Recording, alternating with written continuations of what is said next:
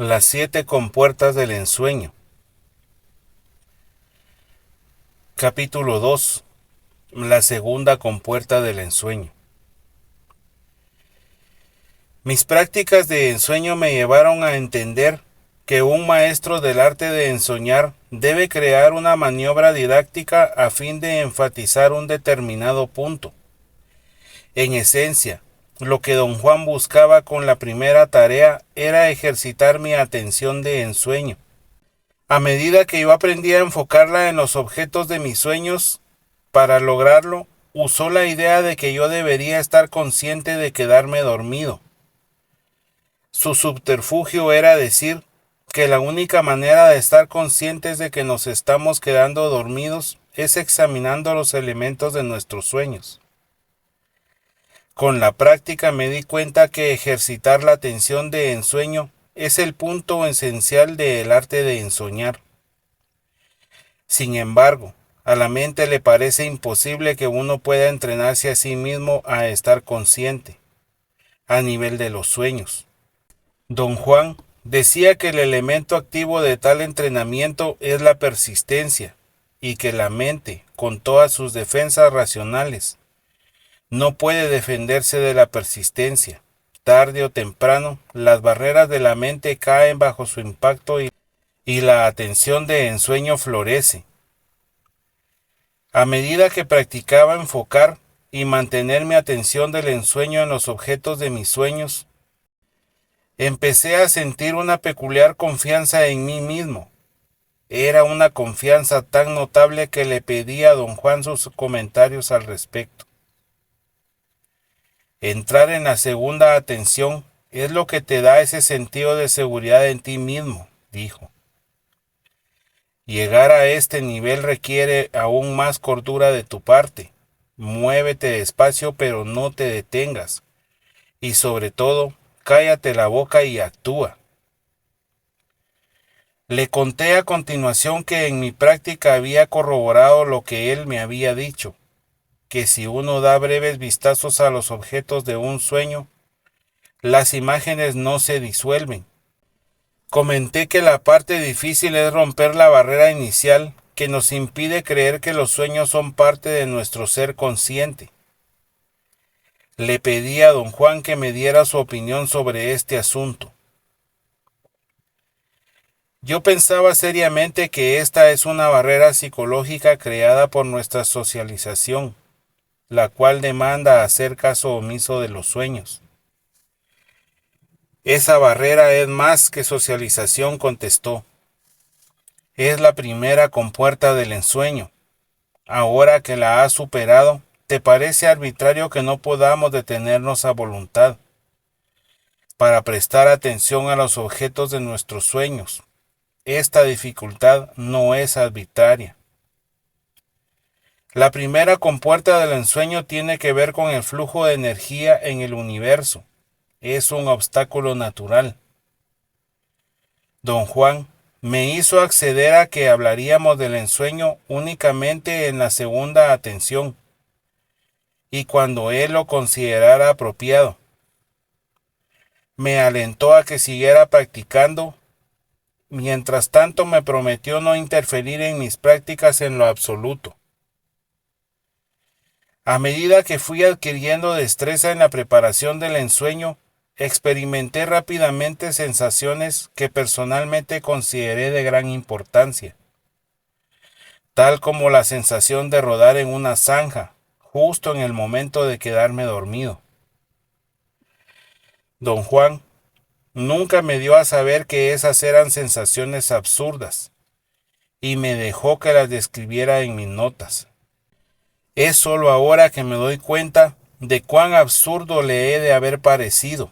Hoy en día, si yo fuera maestro del arte de ensoñar, desaprobaría absolutamente tal comportamiento. Don Juan no desaprobó nada. Solamente se burlaba de mí, llamándome un guerrero fraudulento que profesaba luchar contra la importancia personal, pero que sin embargo escribía un diario muy meticuloso y tremendamente personal llamado Mis Sueños.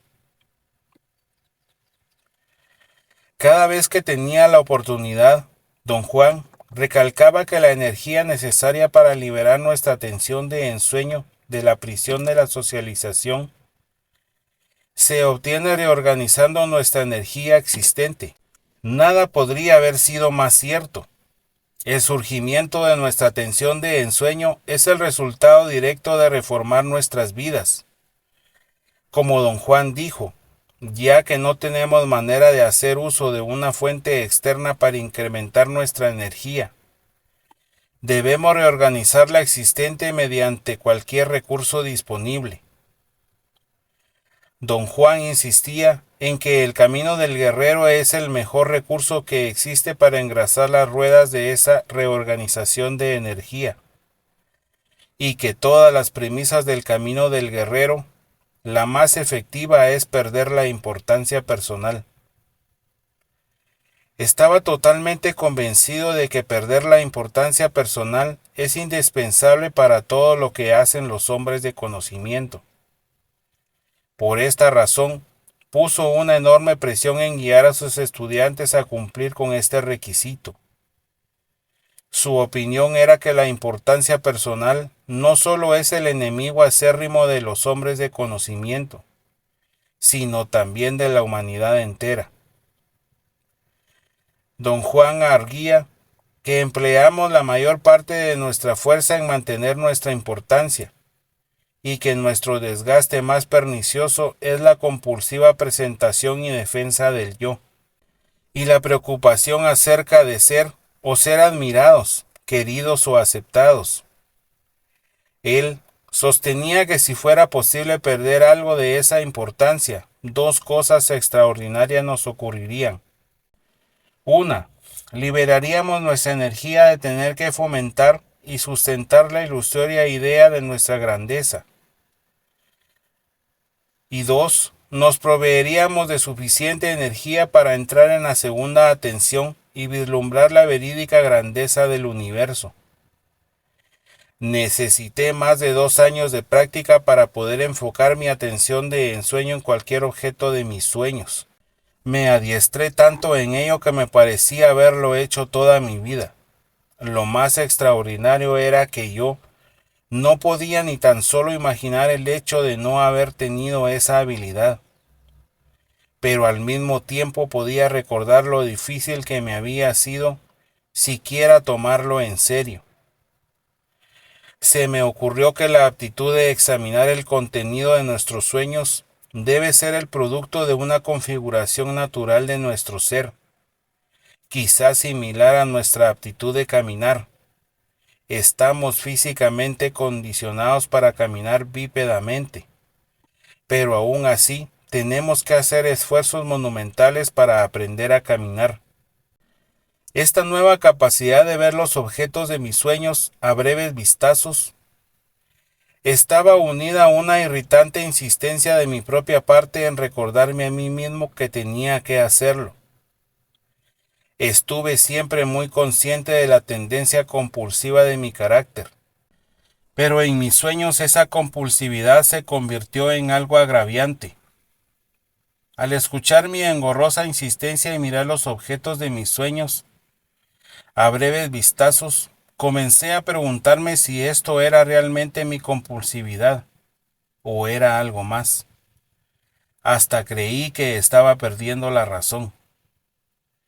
Le conté a don Juan acerca de esto. Yo había respetado fielmente nuestro acuerdo de que hablaríamos del ensueño únicamente cuando él hiciera mención del tema. Pero esto era una verdadera emergencia. Cuando te oyes a ti mismo insistiendo en todo eso, es como si no fueras tú, ¿verdad?, me preguntó. Ahora que lo pienso, sí, en esos momentos no parece que fuera yo. Entonces no eres tú. Aún no es tiempo de explicarlo. Pero digamos que no estamos solos en el mundo. Digamos que para los ensoñadores hay otros mundos disponibles, mundos completos. Algunas veces, entidades energéticas de esos otros mundos vienen a nosotros. La próxima vez que oigas durante tus sueños esa molesta insistencia, ponte enojadísimo. Como resultado de esta conversación, entré en un nuevo terreno, acordarme de enojarme y gritar en mis sueños. Creo que quizá debido al enorme fastidio que experimentaba lo hice. La molesta insistencia cesó de inmediato y nunca más se repitió. ¿Tienen todos los ensoñadores esta experiencia?, le pregunté a don Juan cuando lo volví a ver. Algunos la tienen, contestó indiferente. Empecé a hablarle de cuán extraño era para mí que todo esto se acabara tan repentinamente. Él me interrumpió. Ya estás listo para llegar a la segunda compuerta del ensueño, dijo secamente. Aproveché la oportunidad para hacer preguntas que no había podido hacerle antes. Lo más vívido que tenía en mente era lo que experimenté la primera vez que me hizo ensoñar. Le dije que me había observado, a mi regalado gusto, los elementos de mis sueños, pero que en mis observaciones no había encontrado ni una manera vagamente similar, tal claridad y detalle como aquella vez. Mientras más pienso en ello, le dije, más intrigante se vuelve. Mirando a la gente de ese ensueño, experimenté un miedo y una repugnancia para mí imposible de olvidar. ¿Qué fue esa sensación, don Juan?, le pregunté. En mi opinión, tu cuerpo energético se agarró de la energía de ese lugar y le fue muy bien. Naturalmente sentiste miedo y asco, porque estabas experimentando energía forastera por primera vez en tu vida. Tienes una propensión a comportarte como los hombres de conocimiento de la antigüedad. A la menor oportunidad, dejas que tu punto de encaje se desplace como él le dé la gana. En aquella ocasión, tu punto de encaje se desplazó considerablemente. El resultado fue, como de los hombres de conocimiento antiguos, viajaste más allá del mundo que conocemos, un viaje real y sumamente peligroso. Pasé por alto el significado de sus palabras y me enfoqué solamente en lo que a mí me interesaba. ¿Estaba esa ciudad en otro planeta?, le pregunté. Ensoñar no se puede explicar relacionándolo a cosas que uno sabe o cree saber, dijo. Todo lo que te puedo decir es que la ciudad que visitaste no es de este mundo. Entonces, ¿dónde estaba? Fuera de este mundo, por supuesto. No eres tan estúpido. Eso fue lo primero que notaste. Lo que te confunde es que no puedes imaginar nada que esté fuera de este mundo. ¿Qué es entonces fuera de este mundo, don Juan? Créeme, el aspecto más extravagante de los hombres de conocimiento es la configuración llamada fuera de este mundo. Por ejemplo, tú asumiste que los dos vimos las mismas cosas. La prueba es que nunca me has preguntado qué fue lo que yo vi. Tú solito vistes una ciudad y gente en esa ciudad. Yo no vi nada por el estilo. Yo vi energía. Así que fuera de este mundo fue en esa ocasión. Y únicamente para ti una ciudad con gente. Pero si ese es el caso, don Juan, ¿no era esa una ciudad real? ¿Únicamente existió para mí en mi mente? No, ese no es el caso. Ahora quieres tú reducir algo trascendental a algo mundano. No puedes hacer eso. Ese viaje fue real. Tú lo experimentaste como estar andando en esta ciudad. Yo lo vi como energía. Ninguno de los dos está en lo cierto, pero tampoco está errado. Mi confusión era tremenda cuando usted habla del ensueño en términos de cosas reales. Me dijo que estábamos en un lugar real, pero si era real, ¿cómo es que podemos tener dos versiones de ello? Es muy simple. Tenemos dos versiones porque en este momento teníamos dos porcentajes diferentes de uniformidad y cohesión. Como ya te expliqué, esos dos atributos son la clave de la percepción. ¿Cree usted que yo pueda regresar a esa ciudad algún día? Ahora sí me agarraste, no lo sé. O quizás sí lo sé, pero no puedo explicarlo. O quizás sí puedo explicar, pero no quiero hacerlo. Vas a tener que esperar y deducir por ti mismo cuál es el caso. Ahí don Juan cambió el tópico de la conversación y por más que traté de sonsacarle, no hubo modo de continuar la discusión. Sigamos hablando de nuestros asuntos, dijo. Se llega a la segunda compuerta del ensueño cuando uno se despierta de un sueño en otro sueño. Puede uno tener tantos sueños como se quiera, o tantos como uno sea capaz de tenerlos. Pero se debe ejercitar un control adecuado y no despertar en el mundo que conocemos. Tuve un momento de pánico. ¿Quiere usted decir que no se debe despertar nunca en este mundo?, pregunté. No, no quise decir eso. Pero ahora que lo mencionas, debo hacerte una confesión. Los hombres de conocimiento de la antigüedad solían hacer eso. No se despertaban en el mundo que conocemos.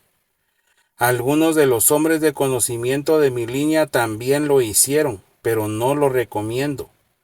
Yo lo que quiero es que te despiertes con toda naturalidad cuando hayas terminado de ensoñar.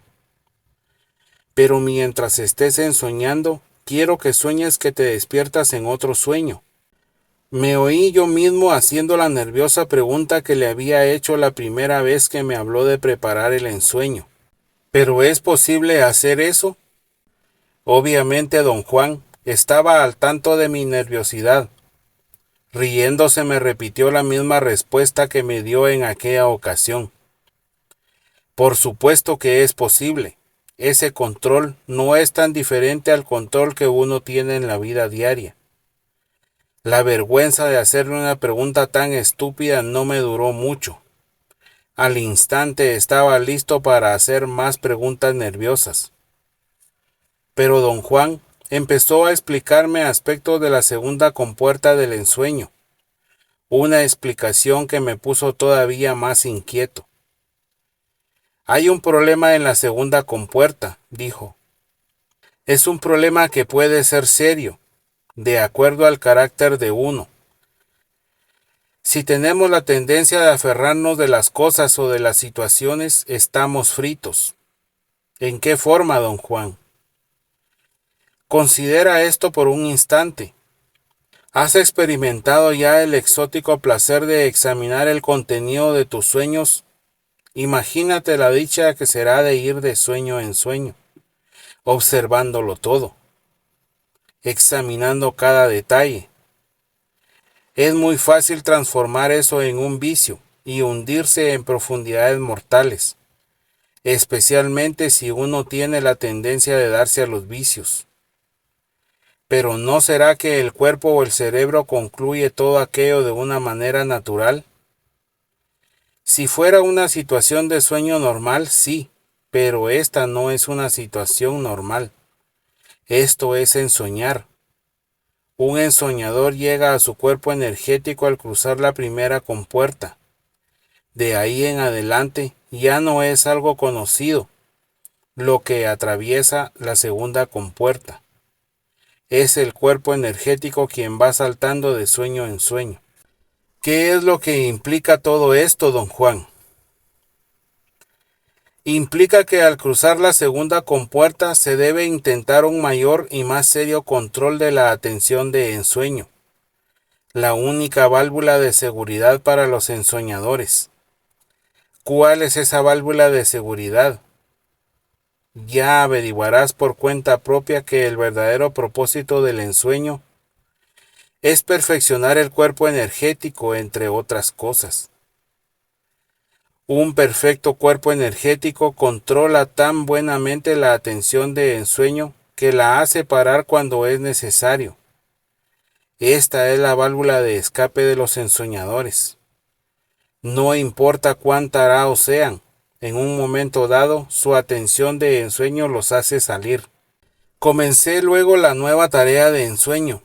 Esta vez, la meta me parecía más escurridiza que la primera y la dificultad de alcanzarla aún mayor. Exactamente como me ocurrió con la primera tarea, yo no tenía ni la menor idea de cómo llevarla a cabo, hasta que tuve la sospecha de que mi experiencia no me iba a ser de mucha ayuda esta vez. Después de incontables fracasos me di por vencido y me conformé con la idea de continuar simplemente con mi práctica, de fijar mi atención de ensueño en todo y cada uno de los objetos de mis sueños. Aceptar mis limitaciones pareció darme un empujón energético y me volví aún más adepta a sostener la visión de cualquier objeto de mis sueños. Pasó un año sin que nada extraordinario ocurriera, pero un buen día algo cambió.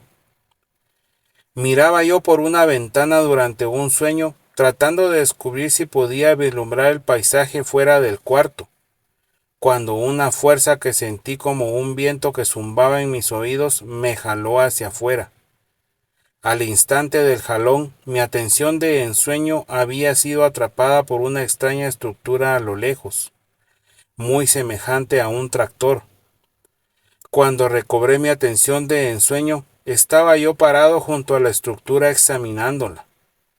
Estaba perfectamente consciente de que yo estaba ensoñando. Miré a mi alrededor para ver desde cuál ventana había estado mirando hacia afuera. El panorama era el de una granja, no había edificios a la vista.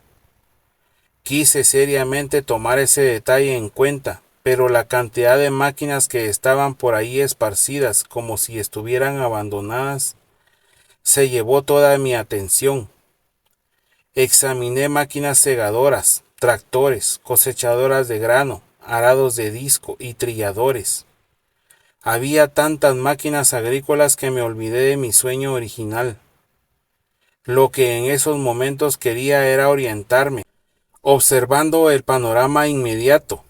Había algo en la distancia como un cartel de anuncios y algunos postes de teléfono a su alrededor. Al instante de enfocar mi atención en ese cartel, me encontré junto a él. Su estructura de acero me asustó. La sentí como algo amenazador. El cartel mostraba la fotografía de un edificio y un anuncio comercial. Leí el texto. Era un anuncio de un motel. Tuve la peculiar certeza de encontrarme en Oregon o en el norte de California. Busqué otros aspectos del medio ambiente de mi sueño. Vi unos cerros azules muy a lo lejos y unas colinas verdes y redondeadas muy cercanas. En esas colinas había grupos de árboles que parecían ser robles californianos. Quería que las colinas me atrajeran, pero lo que me atrajo fueron los cerros distantes. Estaba convencido de que eran las sierras. Toda mi atención de ensueño se agotó en esos cerros, pero antes de que se agotara, fue atrapada por cada uno de los aspectos peculiares de esas serranías. Mi sueño dejó de ser un sueño. Yo creía estar verdaderamente en las montañas. Flotando velozmente de barrancos a enormes formaciones rocosas, a árboles y a cuevas. Fui de los precipicios a la punta de los picos, hasta que se me acabó el impulso y no pude ya enfocar mi atención de ensueño hacia nada. Sentí que estaba perdiendo el control. Finalmente ya no hubo más paisaje y quedaron únicamente las tinieblas. «Has llegado a la segunda compuerta del ensueño», dijo don Juan cuando le conté mi sueño. «Lo que ahora te queda por hacer es cruzarla. Y esto es un asunto muy serio, requiere gran esfuerzo y disciplina». Yo no estaba seguro de haber cumplido con la tarea, ya que realmente no me había despertado en otro sueño. Le pregunté a don Juan acerca de esta irregularidad. «El error fue mío», dijo. «Te dije que uno se tiene que despertar en otro sueño, pero lo que quise decir es que uno tiene que cambiar de sueños de una manera ordenada y precisa. exactamente como lo hiciste.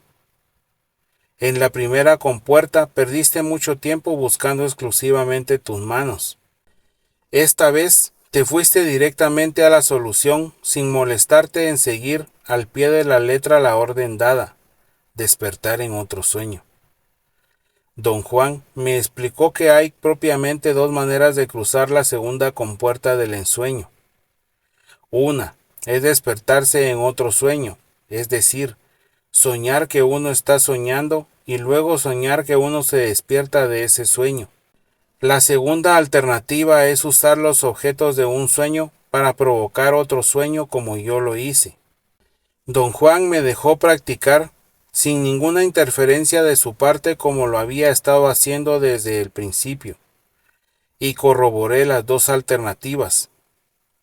O soñaba que tenía un sueño del cual soñaba que me despertaba, o pasaba rápidamente de un objeto definido accesible a mi atención de ensueño inmediata, a otro no tan accesible o entraba en una ligera variación de la segunda. Mantenía la atención de ensueño fija en cualquier objeto de un sueño, hasta que el objeto cambiaba de forma, y al cambiar me jalaba a otro sueño a través de un vórtice zumbante. Sin embargo, nunca fui capaz de decidir de antemano cuál de las tres alternativas iba a seguir. La manera como mis prácticas siempre terminaban era el extinguirse mi atención de ensueño, lo cual finalmente me hacía despertar o me hacía caer en un oscuro y profundo sopor. Lo único que me molestaba en mis prácticas era una peculiar interferencia, un sobresalto de inquietud o miedo que me había empezado a experimentar de una creciente frecuencia. El modo como yo lo descartaba era creyendo que se debía a mis terribles hábitos de alimentación, o al hecho de que en ese entonces don Juan me hacía ingerir plantas alucinógenas como parte de mi entrenamiento. Con el tiempo esos sobresaltos se volvieron tan prominentes que le tuve que pedir a don Juan su consejo. Has entrado ahora en el aspecto más peligroso de los hombres de conocimiento, comenzó. Un verdadero espanto, una real pesadilla. Podría hacerlo pasar por broma y decir que no te mencioné esa posibilidad, porque quería proteger tu mimada racionalidad. Pero no puedo. Todos los hombres de conocimiento tienen que enfrentarse con esto. Mucho me temo que aquí es donde probablemente tú creas que te estás volviendo loco. Don Juan me explicó solemnemente que la vida y la conciencia, siendo exclusivamente una cuestión de energía, no son propiedad exclusiva de los organismos. Dijo que los hombres de conocimiento han visto dos tipos de seres conscientes en la Tierra, los seres orgánicos y los seres inorgánicos, y que comparando unos con otros han visto que ambos son masas luminosas, traspasadas desde todo ángulo imaginable por millones de filamentos energéticos del universo. La diferencia entre una clase y la otra es su forma y en su grado de luminosidad.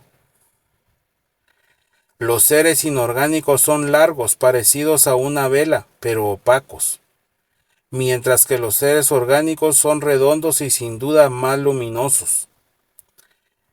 Otra notable diferencia es que la vida y la conciencia de los seres orgánicos es corta, ya que están hechos para efectuar movimientos rápidos y siempre estar deprisa, mientras que la vida de los seres inorgánicos es infinitamente más larga y su conciencia infinitamente más calma y profunda.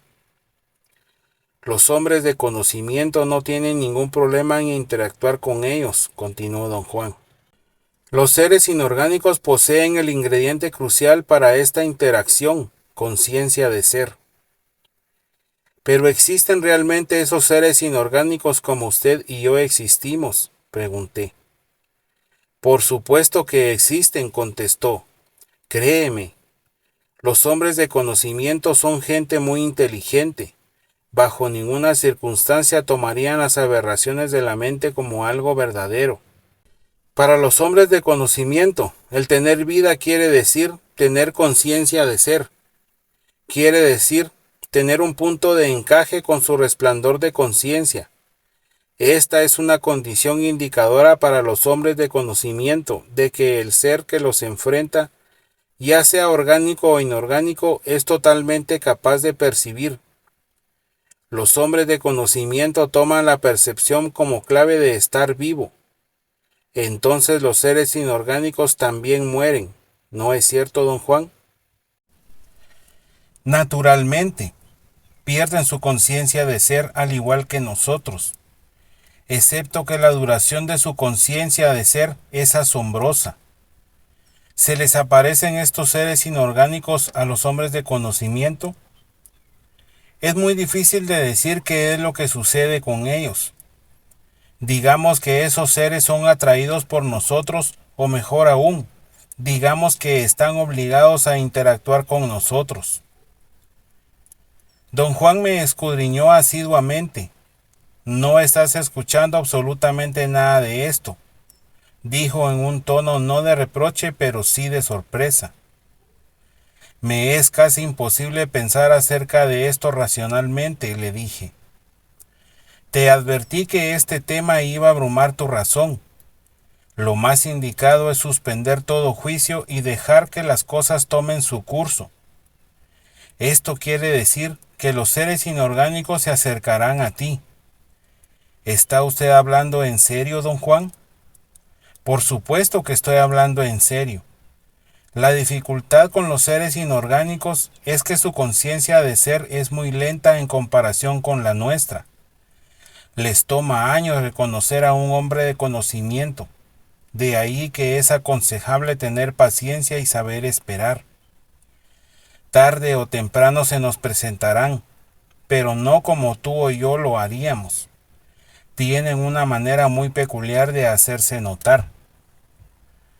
¿Qué hacen los hombres de conocimiento para que los seres inorgánicos muestren su presencia? ¿Tienen un rito? Bueno, ciertamente no se paran a media calle, al dar la medianoche, y lo llaman con trémulas voces, si es eso a lo que te refieres. Entonces, ¿qué es lo que hacen? Los atraen en el sueño. Te dije que los hombres de conocimiento hacen algo más que atraerlos. Con el acto de ensoñar, los hombres de conocimiento obligan a esos seres a interactuar con ellos. ¿Y cómo los obligan? Ensoñar es sostener la posición a la que el punto de encaje se desplazó durante los sueños. Este acto crea una carga de energía muy especial, la cual los atrae y atrapa su atención. Es como poner cebo en un anzuelo. Los peces se van tras él.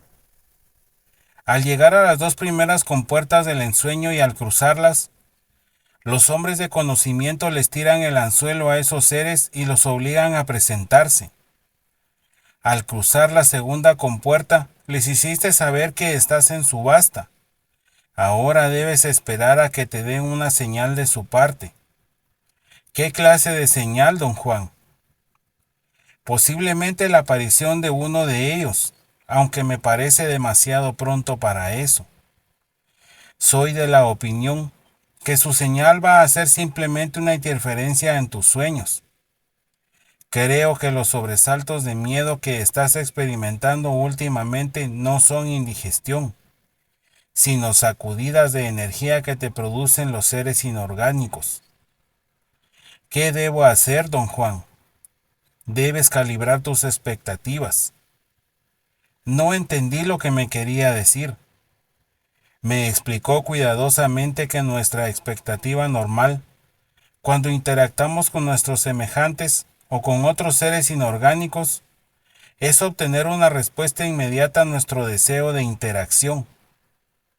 Con los seres inorgánicos, esa expectativa nuestra debe ser recalibrada, puesto que están separados de nosotros por una formidable barrera, energía que se mueve a una velocidad diferente. Los hombres de conocimiento deben considerar esta diferencia y alargar la duración de su deseo de interactuar con ellos. y sostenerlo durante todo el tiempo que sea necesario. Los hombres de conocimiento llaman a esto recalibrar sus expectativas, añadió, y el ensueño es el medio ideal para lograrlo. ¿Quiere usted decir, don Juan, que en la práctica del ensueño debe ser incluido el deseo de interactuar con ellos? La práctica del ensueño es el único modo de interactuar con ellos. Para lograr un perfecto resultado, a la práctica se debe agregar el intento de alcanzar a esos seres inorgánicos, pero alcanzarlos con una sensación de poder y confianza, con una sensación de fuerza de desapego. Se deben evitar a toda costa sensaciones de miedo o morbosidad. Son bastante mórbidos de por sí. Aumentar su morbosidad con la nuestra es una imbecilidad. Estoy un poco confundido, don Juan, acerca de cómo se les aparecen a los hombres de conocimiento. ¿Cuál es esa manera particular de manifestarse que usted mencionó? Se materializan a veces en el mundo diario, delante de nosotros. La mayoría de las veces su presencia es invisible y se caracteriza por una sacudida del cuerpo entero, una especie de estremecimiento que sale desde el tuétano. ¿Pasa lo mismo durante el ensueño? Durante el ensueño ocurre lo opuesto. Algunas veces lo sentimos de la forma en que tú lo estás sintiendo, como un sobresalto de miedo. La mayoría de las veces se materializan delante de nosotros, puesto que normalmente no tenemos ninguna experiencia con ellos. En las primeras etapas del ensueño nos pueden saturar con un miedo más allá de toda medida, un verdadero peligro para nosotros. Pueden usar ese miedo para seguirnos hasta aquí, con resultados desastrosos para nosotros. ¿Desastrosos en qué forma, don Juan? El miedo se nos puede pegar tan profundamente que tendríamos que ser abusados para salirnos de él. Los seres inorgánicos pueden ser peor que la peste. Con el miedo nos hacen sentir, pueden fácilmente volvernos locos de remate. ¿Qué es lo que los hombres de conocimiento hacen con los seres inorgánicos? En los tiempos actuales, nada. En los tiempos antiguos se asociaban con ellos, los convertían en aliados, formaban alianzas y creaban extraordinarias amistades. Yo le llamo a eso absurdas empresas, en las que la percepción desempeñaba un papel predominante como seres sociales. Inevitablemente, buscamos la compañía de seres conscientes. El secreto es no temer a los seres inorgánicos, y esto se debe hacer desde el principio. El intento con el cual se les debe de encarar es de poder y de abandono. En ese intento se debe codificar el siguiente mensaje: no te temo, ven a verme. Si lo haces, te daré la bienvenida. Si no quieres venir, te voy a extrañar. Con un mensaje como este, les entra tanta curiosidad que no pueden dejar de venir. ¿Por qué habría yo de buscarlos, don Juan? ¿O por qué razón habrían ellos de venir a mí? Les guste o no les guste, los ensoñadores buscan alianzas con otros seres durante su sueño. Puede que esto te sorprenda, pero los ensoñadores automáticamente buscan grupos de seres, en este caso, núcleos de seres inorgánicos. Los ensoñadores van ávidamente al encuentro de esos seres. Toda esa contradicción de buscarlos y no buscarlos es muy extraña para mí, don Juan. Si son tan indeseables, ¿por qué se toman los ensoñadores la molestia de tratar con ellos? Porque para nosotros los seres inorgánicos son una novedad. La novedad es que uno de los nuestros cruce los límites de su reino. Toparse con ellos es algo inevitable. Lo único que uno puede hacer es tener siempre en cuenta que, con su espléndida conciencia de ser, los seres inorgánicos ejercen una tremenda atracción sobre los ensoñadores y pueden transportarlos fácilmente a mundos indescriptibles. Los hombres de conocimiento de la antigüedad fueron los que les dieron el nombre de aliados. Sus aliados les enseñaron a mover el punto de encaje fuera de los límites del huevo luminoso, a un universo no humano. Cuando transportan a un hombre de conocimiento, lo transportan a mundos más allá de lo humano. Esa es la atracción de su inevitable presencia. Al escucharlo hablar así, me llenó de extraños miedos y dudas, las cuales él inmediatamente captó. Eres religioso hasta más no poder, dijo riéndose. Ya sientes que el demonio te tiene agarrado del fondillo, ¿verdad? El contraveneno para esa clase de miedo es tomar el ensueño en esos otros términos. Ensoñar es percibir más de lo que creemos posible. En mis horas de vigilia me preocupaba la posibilidad de que realmente existieran seres inorgánicos conscientes de ser. Sin embargo, cuando ensoñaba, mis preocupaciones conscientes se esfumaban. Por otro lado, las sacudidas de miedo que sentía continuaron. Cuando ocurrían, una extraña calma siempre venía enseguida, una apaciguadora calma que me hacía sentir como si el miedo no existiera en absoluto. En mis prácticas de ensueño, en ese entonces, cada adelanto que experimentaba ocurría repentinamente, sin previo aviso. La presencia de seres inorgánicos en mis sueños no fue una excepción. Ocurrió una vez que estaba ensoñando con el circo de mi niñez. La escena era la de un pueblo en unas montañas que parecían ser las de Arizona. Empecé a ver a la gente con la vaga esperanza de ver otra vez aquellos que vi la primera vez, que don Juan me hizo entrar en la segunda atención. Al quedarme observándolos, sentí de repente una gran sacudida nerviosa, como un puñetazo en la boca del estómago.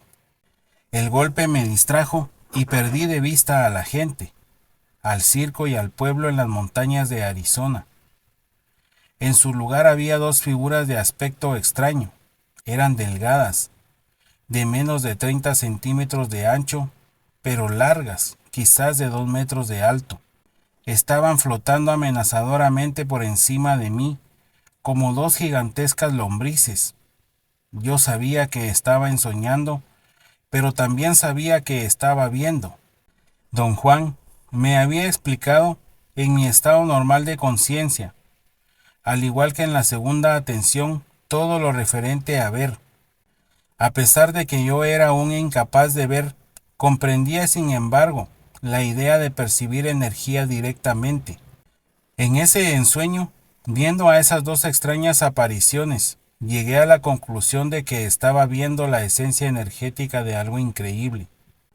Me mantuve en calma, no me moví.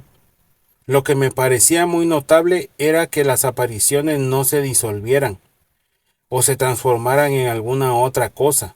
Lo que tenía frente a mí eran dos seres poseedores de la cohesión necesaria para retener su forma de vela. Algo en ellos forzaba algo en mí a mantener mi atención de ensueño enfocada en esas formas. Yo sabía eso porque definitivamente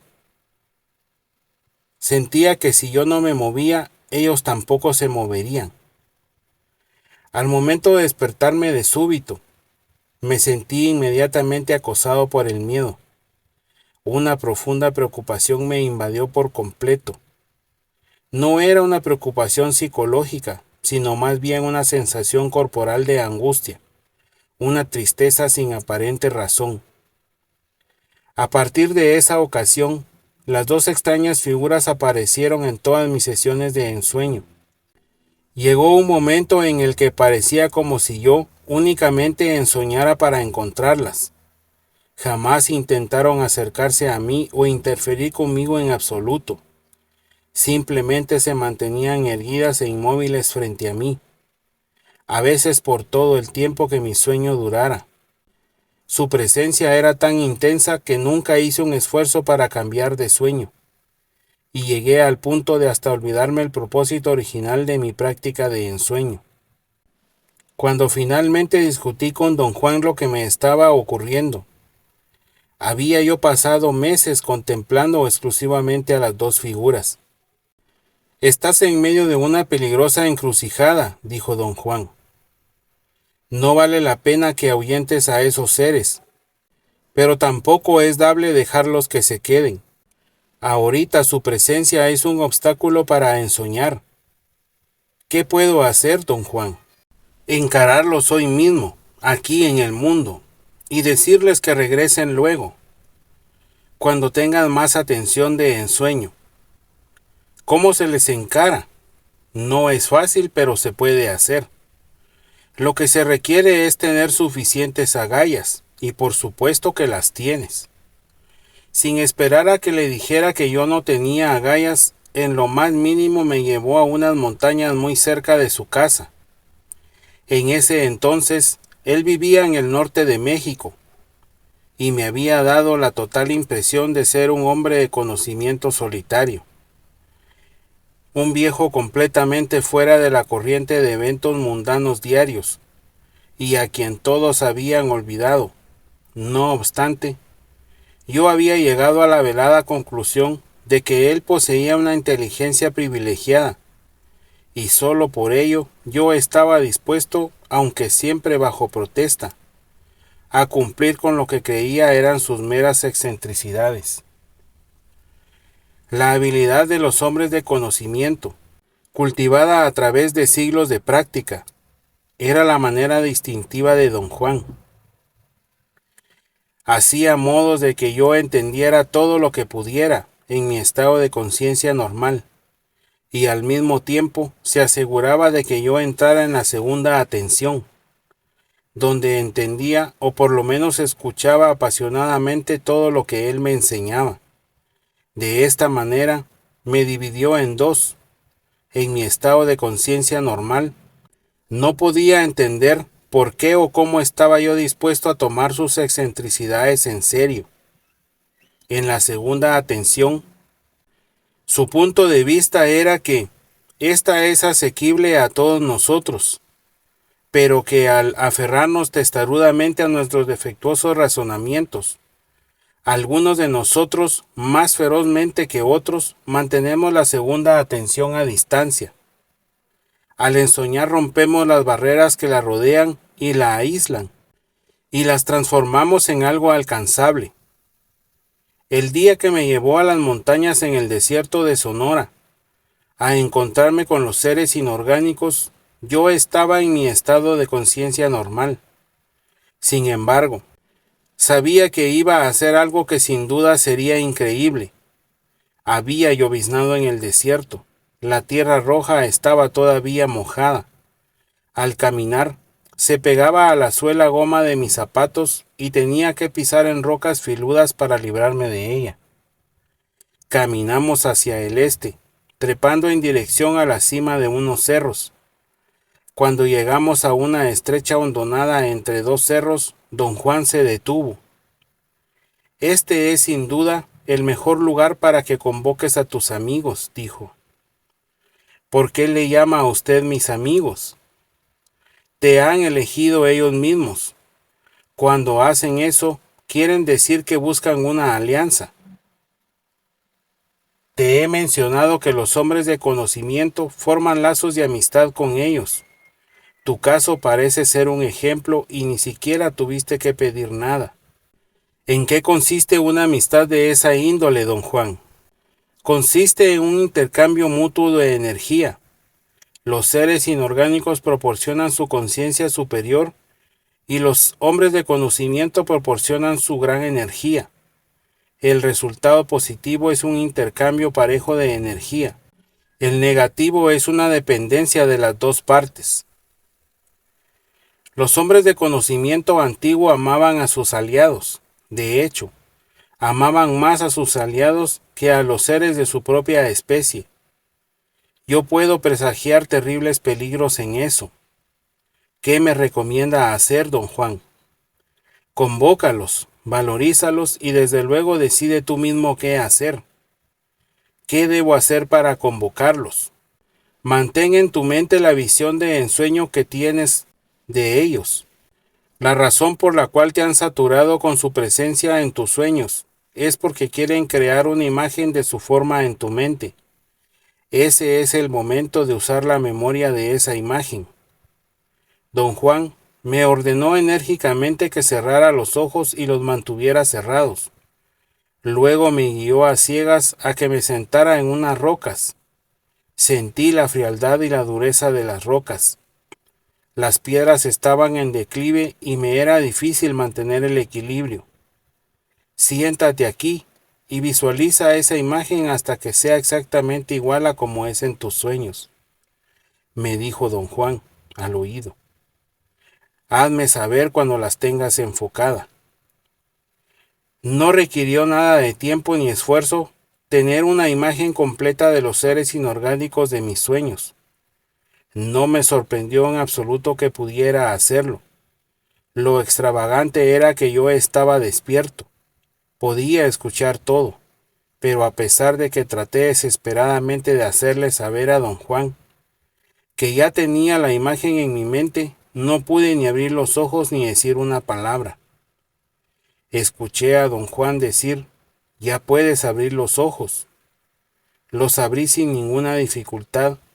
Estaba sentado con las piernas cruzadas en unas rocas que no eran las mismas en las cuales me senté. Don Juan estaba detrás de mí a mi derecha. Traté de girar la cabeza para verlo de frente, pero me detuvo. Ante mí dos figuras oscuras como troncos delgados de árbol. Me les quedé viendo con la boca abierta. No eran tan altos como en mis sueños. Se habían encogido a la mitad de su tamaño. En lugar de ser forma de luminosidad opaca, ahora eran dos palos amenazadores condensados, oscuros, casi negros. «Párate y agarra uno de ellos», me ordenó don Juan, «y no lo sueltes aunque parezca que te está matando a sacudidas». Yo no quería de ninguna manera hacer nada de eso, pero un extraño impulso me hizo ponerme de pie, en contra de mi voluntad. En ese momento tuve la certeza de que terminaría haciendo lo que él me ordenara, sin tener la menor intención consciente de hacerlo. Avancé mecánicamente hacia las dos figuras. El corazón me palpitaba tan fuertemente que parecía salírseme del pecho. Agarré a la figura que estaba a mi derecha. Sentí una descarga eléctrica de tal fuerza que casi me hizo soltarla. Escuché la voz de don Juan, como si me hubiera gritado desde una larga distancia. «Si lo sueltas, te lleva la chingada», me dijo. Me aferré a la figura, la cual se enroscaba y se sacudía, no como un animal pesado, sino como algo esponjoso y ligero, pero tremendamente eléctrico. Rodamos y dimos vueltas en la arena del barranco por un largo rato. Recibí sacudida tras sacudida de una corriente eléctrica nauseabunda. La creí nauseabunda porque la suponía diferente a la energía del mundo diario.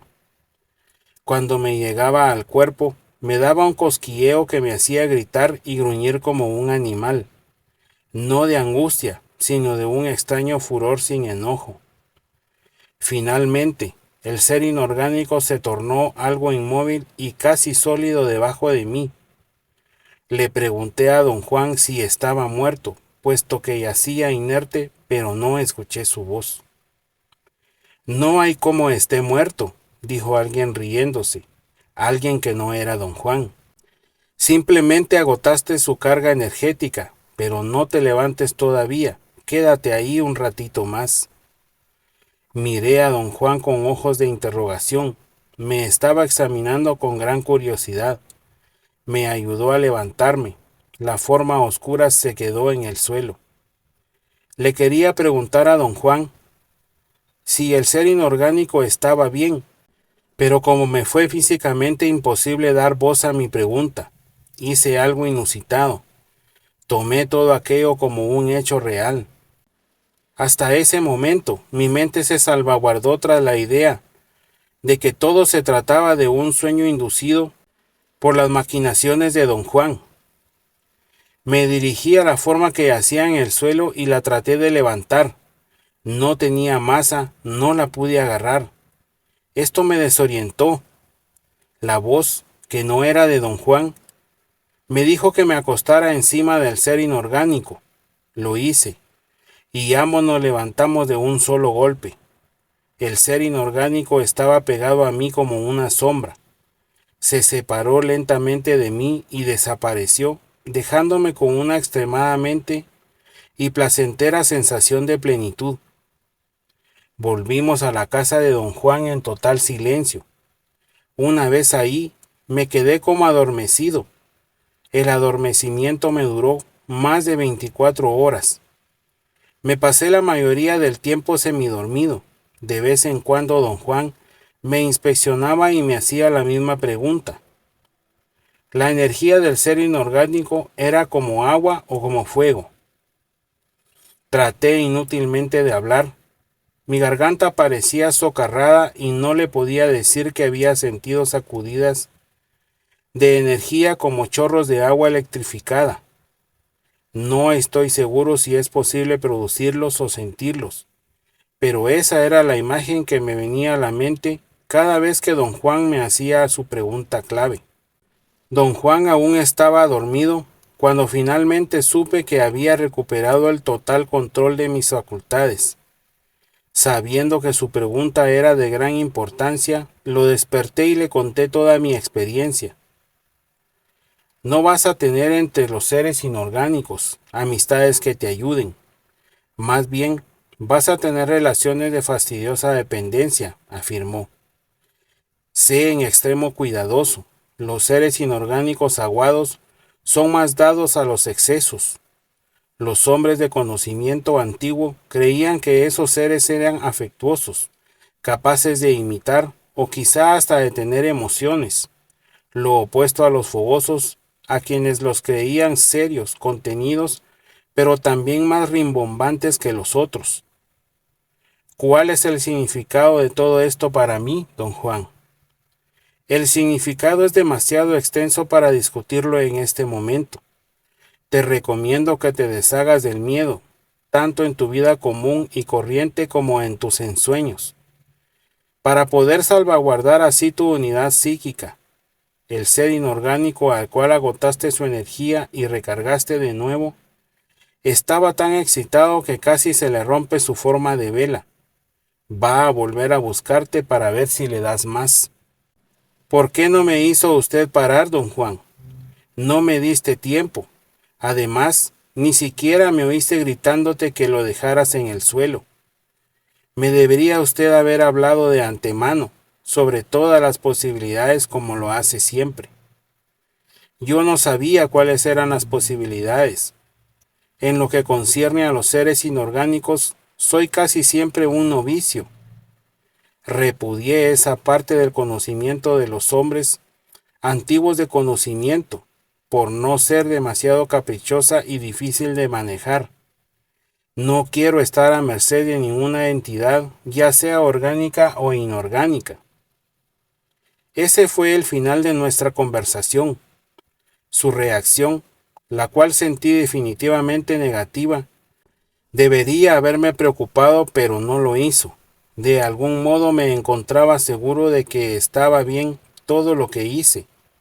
De ahí en adelante continué mis prácticas de ensueño sin ninguna interferencia de los seres inorgánicos.